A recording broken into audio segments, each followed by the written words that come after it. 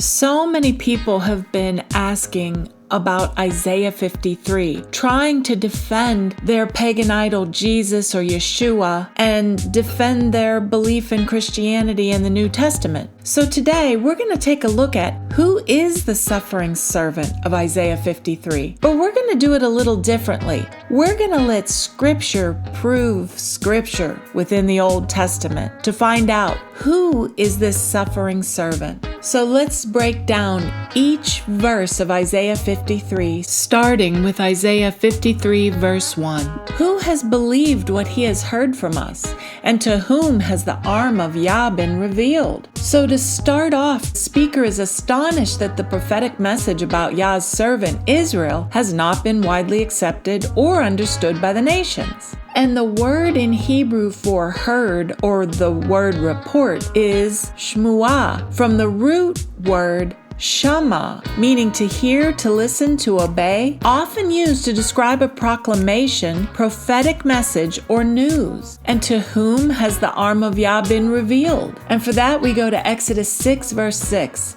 Therefore, say to the children of Israel, I am Yah, and I will bring you out from under the burden of Egypt, and I will deliver you from their bondage. I will redeem you with an outstretched arm and with great judgments.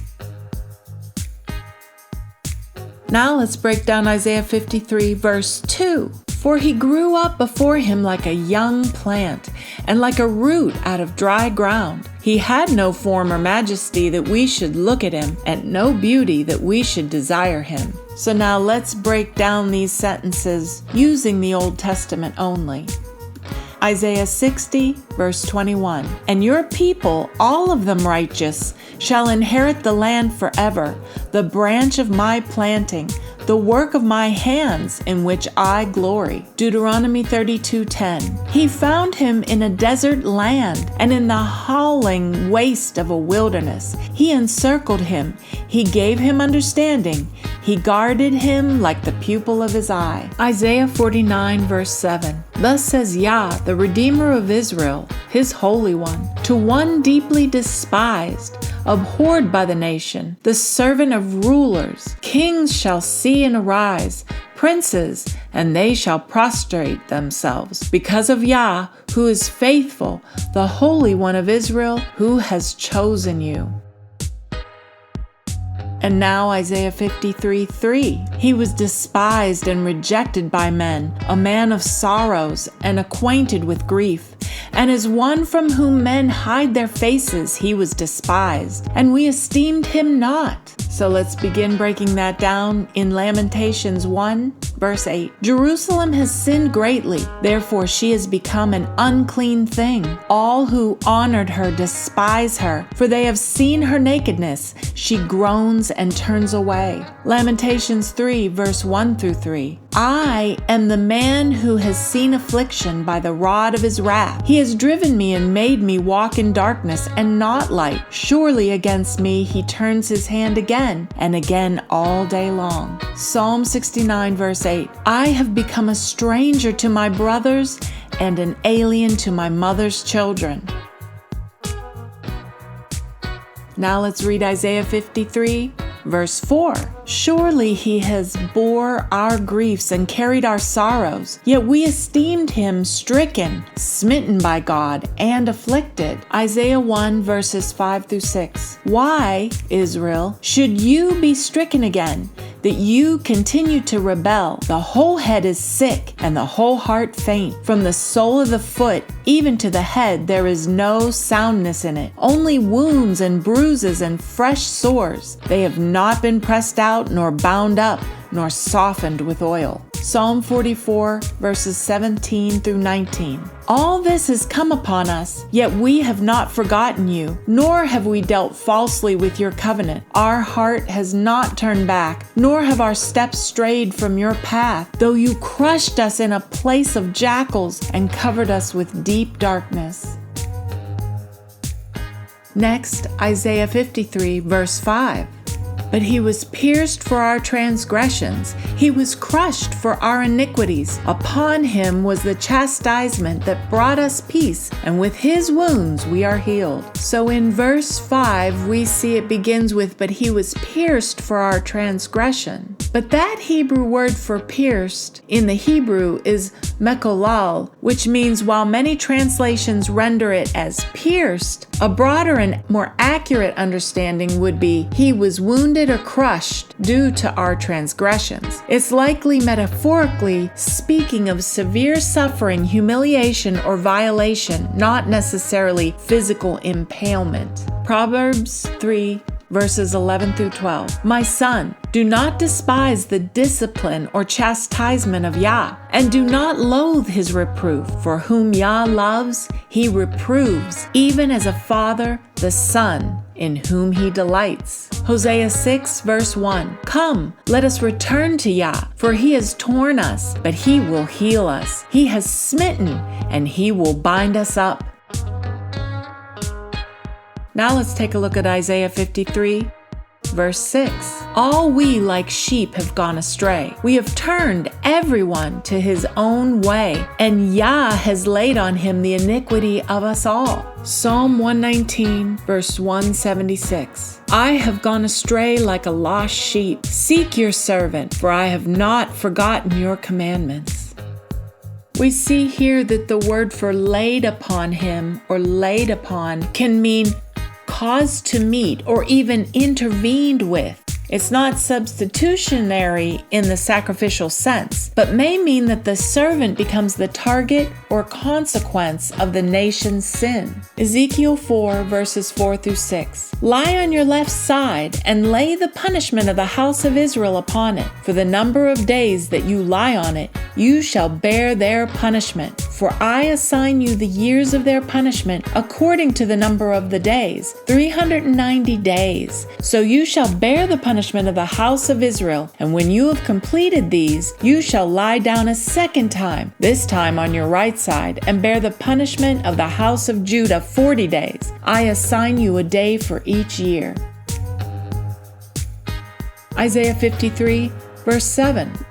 He was oppressed and he was afflicted, yet he opened not his mouth. Like a lamb that is led to the slaughter, and like a sheep that before its shearers is silent, so he opened not his mouth. Lamentations 3, 28 through 29. Let him sit alone and keep silent, because God has laid it upon him. Let him put his mouth in the dust. There may yet be hope. This is talking about the prophet Jeremiah mourning the destruction of Jerusalem and the suffering of Judah. This is teaching Israel how to endure suffering with silence and submission, trusting Yah's ultimate justice.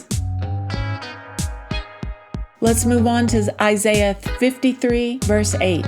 From oppression and from judgment he was taken. And who can speak of his generation? For he was cut off from the land of the living. For the transgressions of my people, the stroke was upon them. Psalm 119, verse 161. Princes have persecuted me without cause, but my heart stands in awe of your word. Micah 7 verse 2. The godly person has perished from the earth, and there is no one upright among mankind. They all lie in wait for blood.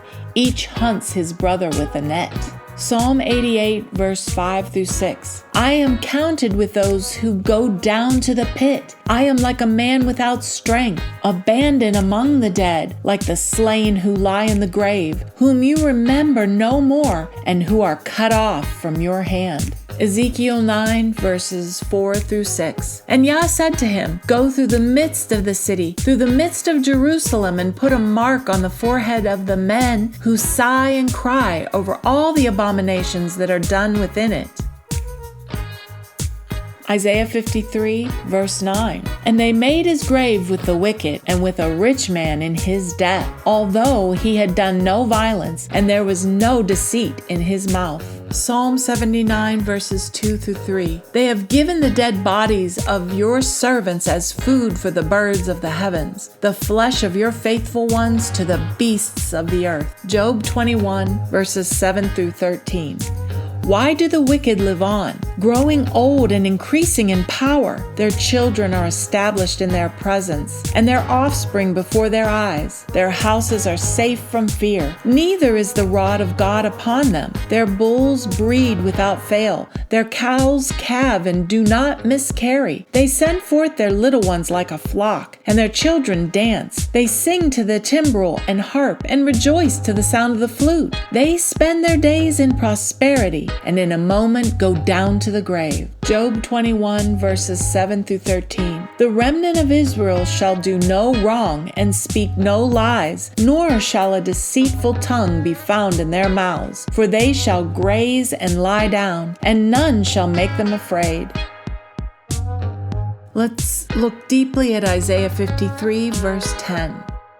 Yet it was the will of Yah to crush him. He has put him to grief. When his soul makes an offering for guilt, he shall see his offspring. He shall prolong his days. The will of Yah shall prosper in his hand. Isaiah 53 verse 4. Surely he has bore our griefs and carried our sorrows, yet we esteemed him stricken, smitten by God, and afflicted. Hosea 14 verse 2. Take words with you and return to Yah. Say to him, take away all our iniquity, and receive us graciously, that we may offer the fruit of our lips. Isaiah 41, verse 10. Fear not, for I am with you. Be not dismayed, for I am your God. I will strengthen you, I will help you, and I will uphold you with my righteous right hand.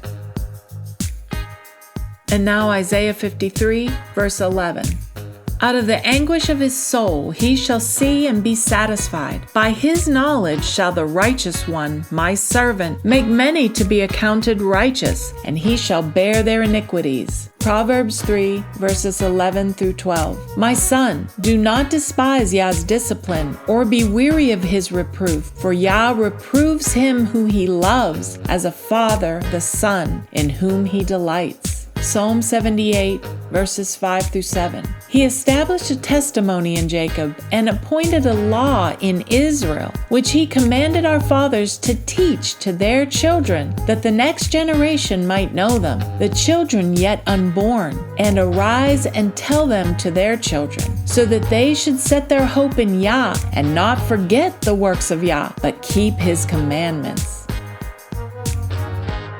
And finally, Isaiah 53, verse 12. Therefore, I will divide him a portion with the many, and he shall divide the spoil with the strong, because he poured out his soul to death and was numbered with the transgressors. Yet he bore the sins of many and makes intercession for the transgressor. So let's break this last verse down, and we'll start in Deuteronomy 30, verses 1 through 3. And when all these things come upon you, the blessing and the curse that I have set before you, and you call them to mind among the nations where Yah your God has driven you, and return to Yah your God, you and your children, and obey his voice in all that I command you today, with all your heart and with all your soul, then Yah your God will restore your fortunes and have compassion on you, and he will gather you again from all the peoples where Yah your God has scattered you. Daniel 9, verses 17 through 19. Now therefore, O Yah our God, listen to the prayer of your servant, and to his pleas for mercy, and for your own sake, O Yah, make your face to shine upon your sanctuary, which is desolate. O my God, incline your ear and hear. Open your eyes and see our desolations, and the city that is called by your name. For we do not present our pleas before you because of our righteousness, but because of your great mercy. O Yah, hear. O Yah, forgive. O Yah, pay attention and act. Delay not for your own sake, O my God, because your city and your people are called by your name. All of these scriptures that I've brought forth that define each verse in Isaiah 53 are all talking about Israel, the servant of Israel. But if that's not enough, all you have to do is read the beginning of the book of Isaiah, because within the beginning of the book is the answer to who this servant is that Yah is talking about in Isaiah 53? The answer is right there. And we can find it in Isaiah 44, verse 22. Remember these things, O Jacob and Israel, for you are my servant. I formed you. You are my servant, O Israel. You will not be forgotten by me. And Isaiah 49, verse 3. And he said to me, you are my servant, Israel, in whom I will be glorified.